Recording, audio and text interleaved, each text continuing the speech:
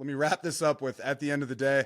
At the end of the day, if you're winning the football game and it's in the fucking bag, just kneel the fucking ball, take the dub, and go to the locker room. You don't need to run the fucking ball and fuck your players over and take an L. Kneel the fucking ball. Infuriating. What the fuck are we doing?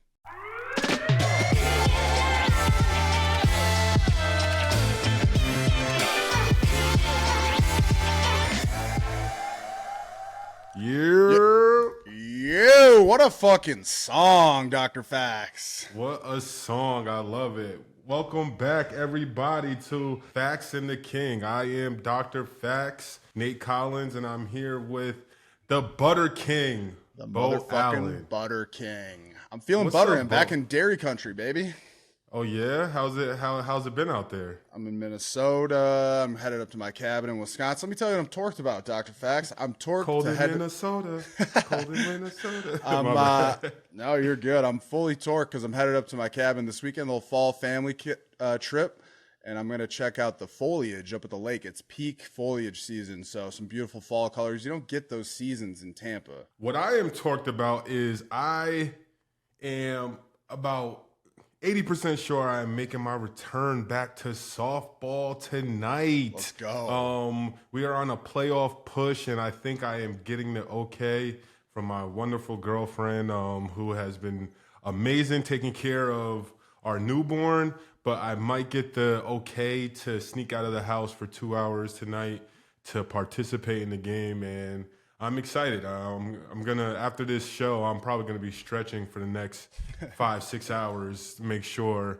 I don't hurt myself getting back out there. But I am torqued to potentially go yard tonight. How about that? You got to go yard, man. First game back in a while. You got to show them what they've been missing.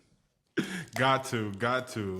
Big performance from Dr. Facts. All right, Facts, let's hit this one hitter, man. You know, the suits don't let us talk about the NFL. We love the NFL. What do you got for us? One hitter on the NFL. I got one thing for my guy, Travis Kelce. From one blunt smoker to another. Hey, during the season, you got to stay off the Dutchies, bro. You got to get you some raw, get some cones, or get a pipe, or find you a company and get a nice bong. I know blunts are easier, they burn longer, but get you some cones, man. That's my one hitter for this week, man. Yeah, I don't know if Taylor's a fan of the Dutchies. What do you think? She must be. Like, that's the only thing I could think about. Because for one, why the cheap ass Dutchies, not the $1.29 2-packs, bro? Like, hey, you can't forget where you came from, man. I guess so, but those Dutchies is just I don't know. not a real smoker's choice, in my opinion. Fair enough. My one hitter on the NFL is, so they do on the Greenlight podcast, Chris, Macon, and Kyle, they do America's team. We're going to take this shit international. And I got Britain's team, which is the Jacksonville Jaguars. Duval. Waiting for that, Facts. The Jags, they had a really good stint in London. 2 wins in London. International team, really good showing for them to beat the Bills. I thought they looked really good. I like Trevor Lawrence. I'm happy for Doug Peterson. Happy for the Jags. And then also, I got to give a Jags fan that was at that game a shout out. Drip King of the Week, in my opinion. That dude had a suit. He had the cat ears. He had a little captain on his lapel. It was pretty swaggy. I thought he looked good. Not going to talk too much about it, but hey, if you're into anime, check out Beastars. That dude was dressed exactly identical to a Beastars character, and I fucking love it. Kudos to him. He killed it. And then all the little pins and the extra stuff he had on his jacket, the captaincy, official. Definitely shout out to him. You know, they dressed different in London. It looked good. He looked fucking sick. Different than a Jags fan down in Jacksonville, I'd say. A little more polished. So good for him, man. Drip King of the Week. All right, we got a new segment, Dr. Facts. College FOMO of the week. We're washed. We're old as shit. But sometimes it's fun to reminisce about the college days, partying, and, kind of dip our toes back into the college scene every once in a while. So that's what we're going to talk about, our college FOMO of the week. What do you got for me, Facts? The college FOMO of the week this week is Will Ferrell DJing at his son's fraternity, also at his alma mater, USC, and the best clip of it all is him transitioning into in Paris, which for you people out there, if you don't know, his voice from a scene in Blades of Glory is sampled on that song. Nobody knows what it means, but it's provocative. Gets the people Gets going. the people going.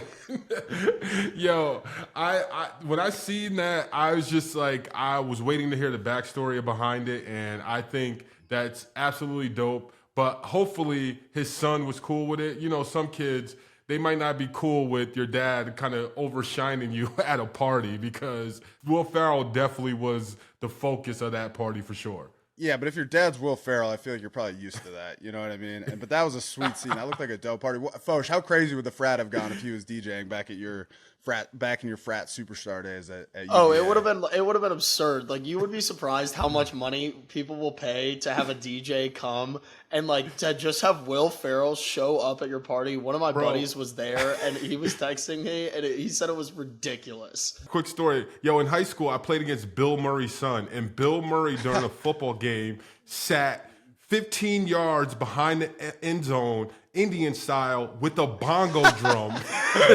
And like during kickoffs, like leading up to the kickoff, he would be like bongoing, but no one knew who it was until after the game. And so I just think about that and just think about situations with dads maybe being little out there, but this is a cool. That's the most Bill Murray shit I've ever heard, facts. That's really like not is. even surprising.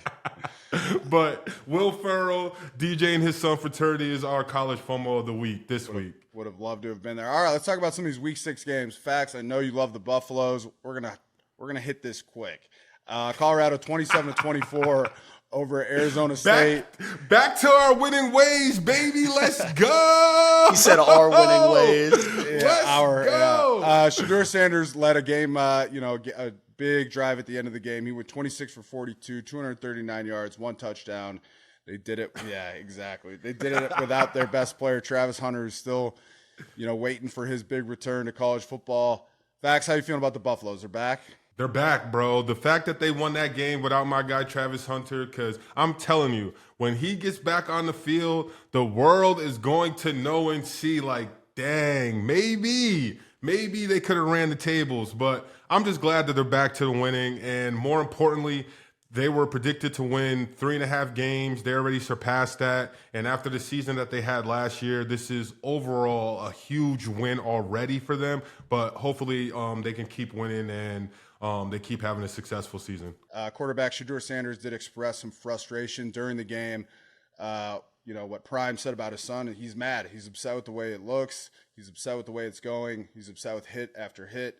You think he's happy being the most sack guy in college football? And Colorado has a 10.73% sack percentage, which is pretty interesting. Like, they really need to shore up their O-line in the transfer portal this offseason. Facts. I think all that is probably in the works, and I probably can assume that there's more than 12 to 15 offensive linemen and defensive linemen that are watching this season that are maybe second strings on big time teams, where if you're a second string old lineman, you probably can start a lot of different places, and hopefully they can patch everything up to protect him if he decides to stay. So we'll see. This will be interesting, and the transfer portal just here on going out is going to be very, very interesting to keep an eye on for sure. Absolutely. All right, moving on. Louisville had a huge win over Notre Dame, 33-20. For Notre Dame, Sam Hartman played really kind of trash.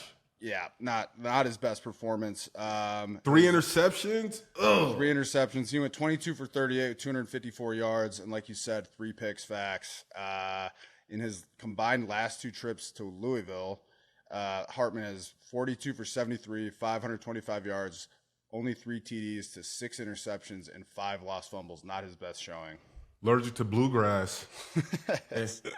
My guy might have stage fright. Yo, Jack Harlow was in the building. That's hard to play in front of Jack Harlow. The Buffaloes aren't the only ones with the celebrities in the stands. No, yeah. Like I think this is dope. I think this is overall amazing for college football, seeing the amount of attention and stars and kind of like the type of fans that are out there for college football still. And I'm honestly all for it. Yeah, but Sam Hartman got to play better. Yeah, we got to give some love to Louisville offensively. They had a pretty balanced attack. Notre Dame's defense, I've liked them, up until last week, but Jack Plummer, 17 for 24, 140 yards, 1 TD, 145 yards passing, 185 yards rushing for Louisville. Pretty fucking good, for them, and a big win for them. Brutal loss for Notre Dame. Their season is probably done, barring like some crazy outcome. But it's college football, so you never know. Crazier things have happened, and if one team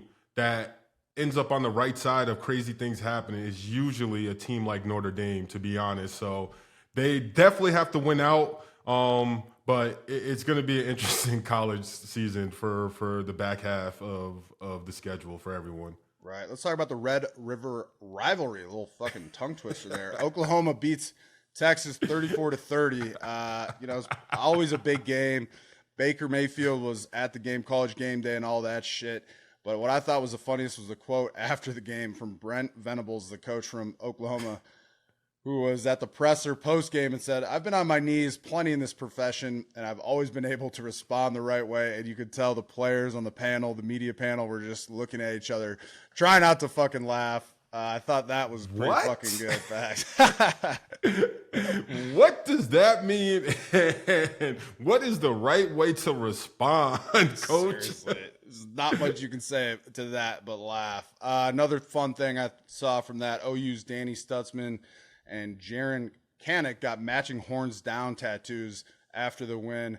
Got him on the thigh. I thought that was kind of swaggy. That is hilarious, and that's definitely going to be a highlight in their lives. And more power to them to getting the tattoo. All right, this is one that I've been really stoked to talk to you about, Facts, because this is probably the dumbest fucking coaching decision I've ever seen, which is really saying something. But Georgia Tech beats Miami 23-20 in literally the final seconds. Mario Cristobal refused to take a knee at the end of the game. It was 3rd and 10, decided to run the ball. Running back fumbled. 2 plays later, offensively, Georgia Tech scores. What do you got for me on this? I mean, it's we just got to shit all over it, right? Like, what else is there to say about it? Bro, the fact that you get the backstory and you see that Cristobal has coached a team, that team being Oregon, and almost the same identical thing happening in a situation where you can just signal in victory formation and take a knee and the game is over. Yeah. The game is over. That's it. And you decide to run the ball. For one, you put your players in a terrible fucking spot. Like, you put them in bad spots because, yes, you're the coach. You made the call. But still, hold on to the football. And, like, I feel even cringy saying that being an ex-player, but still, hold on to the football. All that, like, it's just, I feel terrible for them. And then for the cameras to get shots of guys on the bench mouthing, what the fuck are we doing?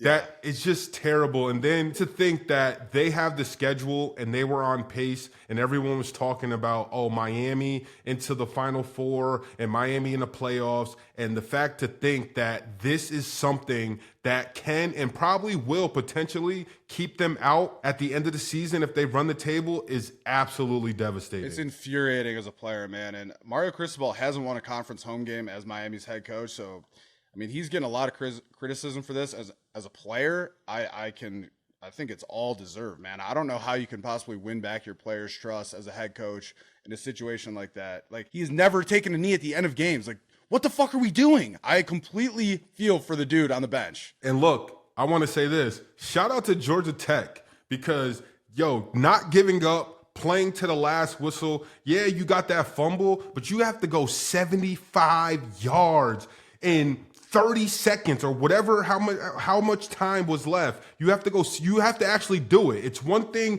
that you get the fumble. It's just like if you get an onside kick. Everyone talks about the onside kick, but you still have to execute after. And that's what they did with this. They got the fumble, luck of the draw, whatever percentages you want to put out there, that happening, it happened. And then for them to finish it all off and actually score a walk-off touchdown, kudos to them. Shout out to Georgia Tech for that. Yeah, and you got to think, I mean, until that drive, Miami had outgained Georgia Tech by almost 300 yards and held them to under 200 yards. And to lose a game like that as a player where you outperform the team the entire game except for the final seconds is just fucking brutal. So that's going to take us to our award formerly known as Fuck That. We're doing a hard rebrand into a softer swear word, and we're going to call it Hell Nah. Hell nah. So Hell Nah is the, refusal to take a knee for Miami at the end of the game. And then I had one other Hell Nah. I was watching my Badgers play Rutgers over the weekend. Shout out actually to Kyle Rudolph, one of my good buddies down in Tampa. Former tight end, played a long time in the NFL for the Vikings, the Bucks, the Giants. Anyway, he called the game. It's always fun to hear your buddies call the games, but there was a really funny clip of a reporter on the sideline who's a videographer. He's filming a ball, and you can see it coming right at him.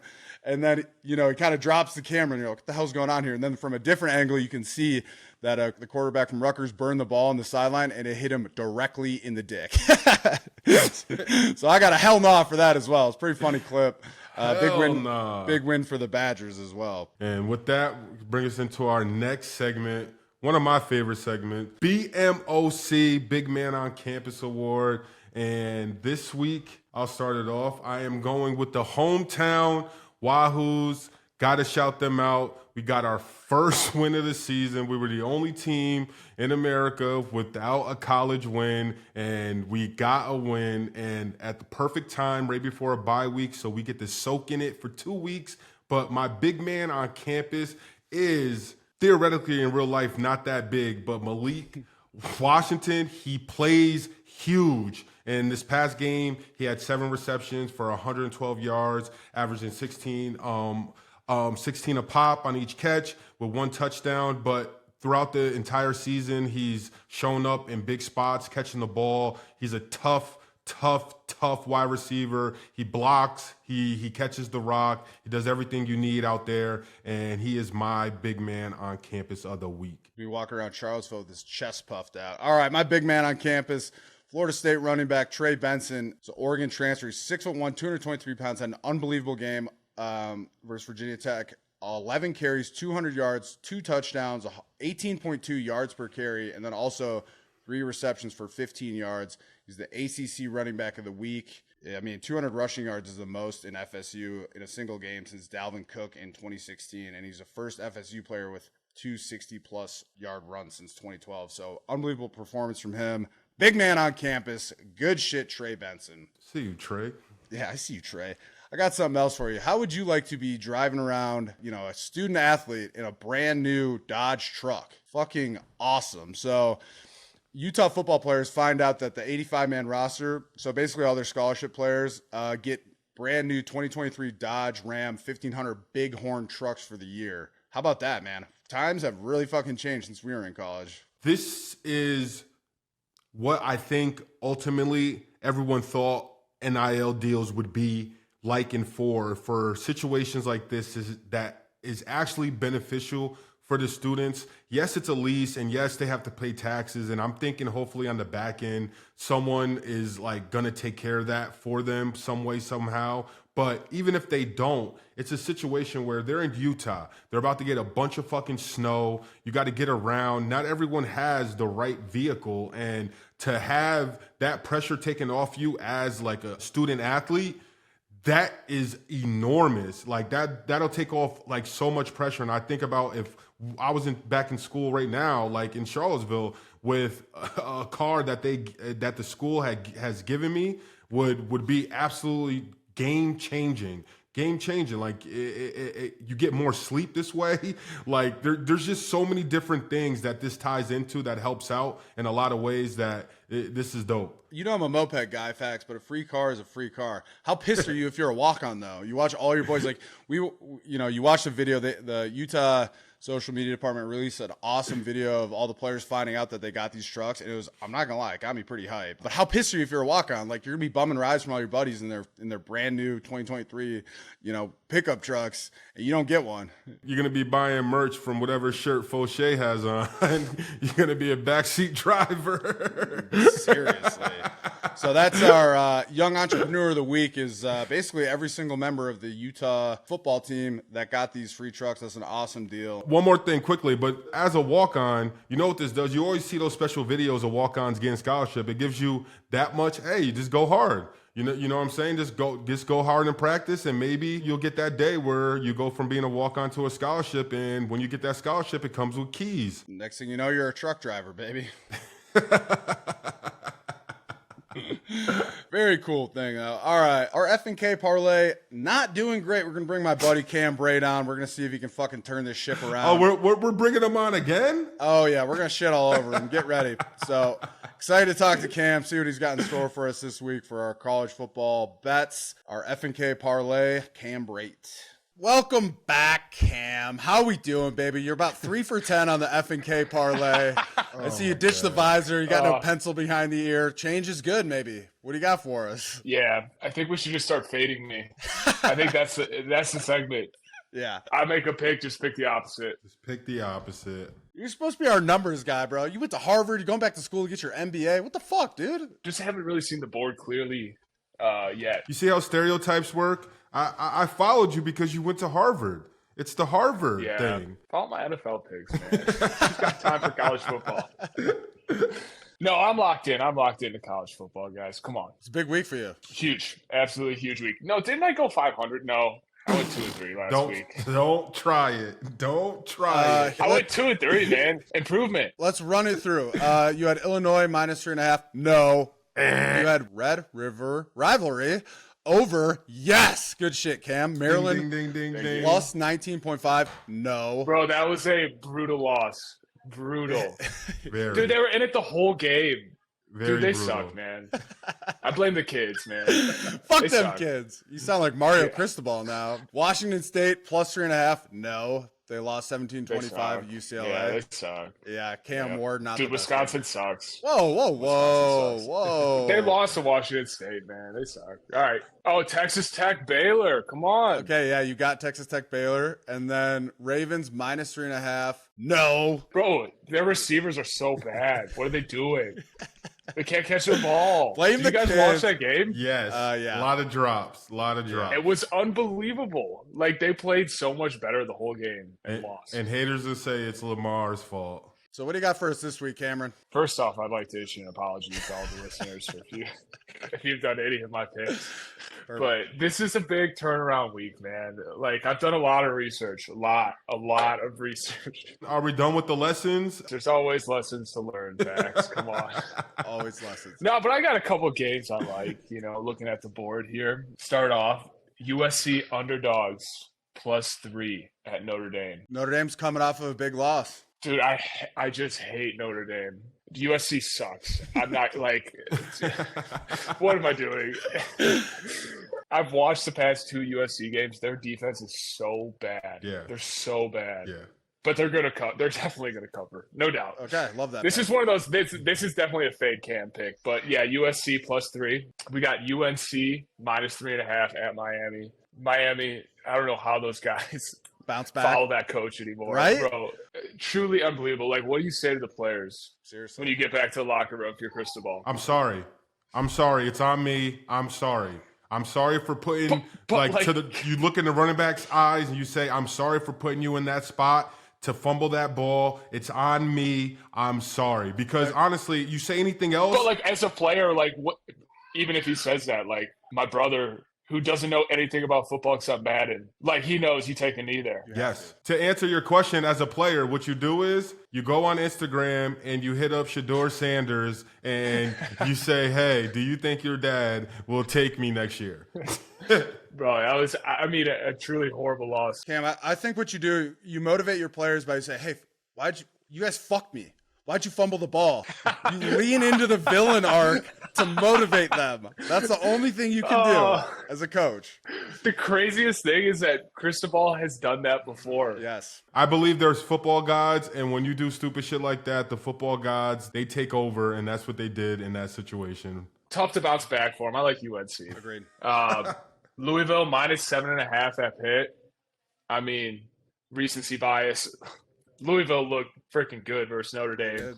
Pitt sucks. Pitt's 1-4. Like, just probably fade me on that too. But next pick, FAU at USF. USF -2.5 is the pick. USF freshman quarterback actually good. Like USF, I've watched USF games because obviously I live in Tampa, and they've been so bad for the past 5 years. But they got this freshman Byron Brown. Dog. Played decently against Alabama earlier this season as well. Not really. They scored 3 points, but against the bad teams, he does good. And like, bro, FAU's a bad team, so I'm taking US. And then I feel like I take a side in the game of the week, Oregon, Washington. I don't have a team in either of this, so I'm gonna go points. I'm just going freaking over. Rooting for touchdowns, man. It's 67, which is a huge amount, but. It's so much fun to root for points. You never know what's going to happen in the Pac-12, so I'm going over on that one just for fun. Let me pass you the one hitter, Cam. I got it nice and packed up. NFL, what do you got for us? It pains me to make this pick. Ooh. Lock of the week. Detroit Lions. -3 at Tampa. Okay. Dude, Detroit is a wagon. Detroit is awesome. Tampa's played really well, but I think this one's going to be a little bit of a tough matchup for him. I really like Detroit. Bucks are coming off of a bye. Yeah, dude. Rust versus rust. They're rusty. Baker was out there at the Red River Rivalry, I know one thing I'm taking. Baker over rushing total this week because he's going to do a lot of running. They're going to have him running around a lot. That defense is flying around. And dude, Detroit is good. They're very good. They're one of the best teams in the NFL. Like so far this year. Fun to root for too, Good to root for. Very fun to root for. Fun offense, good defense. Got a coach that's hyped up on caffeine every day, so caffeine and dip. It's gonna live to 50. That's all you need, brother. Speaking of, Cam, what's the Zin flavor of the month? Fall Zin flavor. What do you got for me? A little cinnamon? What are we into lately?